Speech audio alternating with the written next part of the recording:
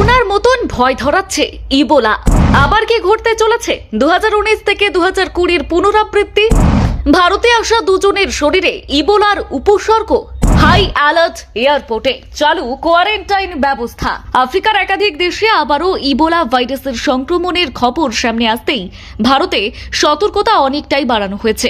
বিশেষ করে আন্তর্জাতিক বিমানবন্দরগুলিতে নজরদারি জোরদার করা হয়েছে। আফ্রিকার বিভিন্ন দেশ থেকে আসা যাত্রীদের স্বাস্থ্য পরীক্ষা, ভ্রমণ ইতিহাস যাচাই এবং প্রয়োজনে আইসোলেশনে রাখার ব্যবস্থা করা হচ্ছে। সম্প্রতি বেঙ্গালুরু এবং গুজরাটে ইবোলা সংক্রমণের সন্দেহে দুইজনকে পর্যবেক্ষণে রাখার ঘটনা সামনে আসার পর স্বাস্থ্য কর্তৃপক্ষ আরও সতর্ক হয়ে উঠেছে। যদিও এখনো পর্যন্ত ভারতে কোনো ইবোলা সংক্রান্ত রোগীর খবর সরকারিভাবে নিশ্চিত করা যায়নি। স্বাস্থ্য দপ্তর সূত্রে জানা গিয়েছে, বেঙ্গালুরুতে উগান্ডা থেকে আসা 28 বছর বয়সী এক মহিলার শরীরে কিছু অসুস্থতার লক্ষণ দেখা দেওয়ায় তাকে সতর্কতামূলক ব্যবস্থা হিসেবেই আইসোলেশনে রাখা হয়েছিল।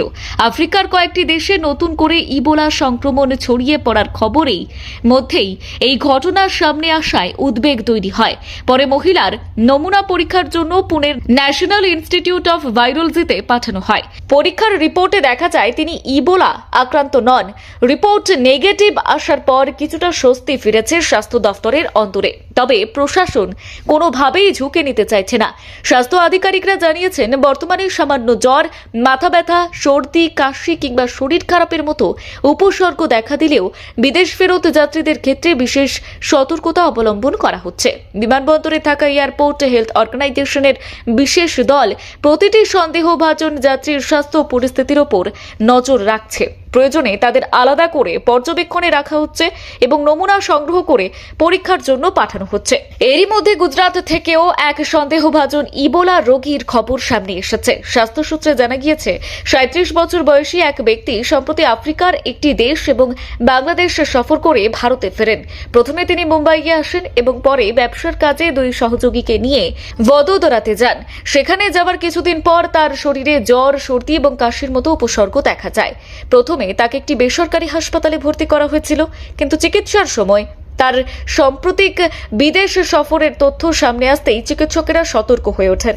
পরিস্থিতির গুরুত্ব বিবেচনা করে ওই ব্যক্তিকে দ্রুত আহমেদাবাদ সিভিল হাসপাতালে তৈরি বিশেষ ইবোলা ওয়ার্ডে স্থানান্তরিত করা হয়। সেখানে তাকে কোয়ারেন্টাইনে রাখা হয়। এরপরে কোয়ারেন্টাইনে রেখে চিকিৎসকদের বিশেষ পর্যবেক্ষণে রাখা হয়েছে। তার নমুনা পরীক্ষার জন্য পুনের ন্যাশনাল ইনস্টিটিউট অফ ভাইরোলজিতে পাঠানো হয়েছে।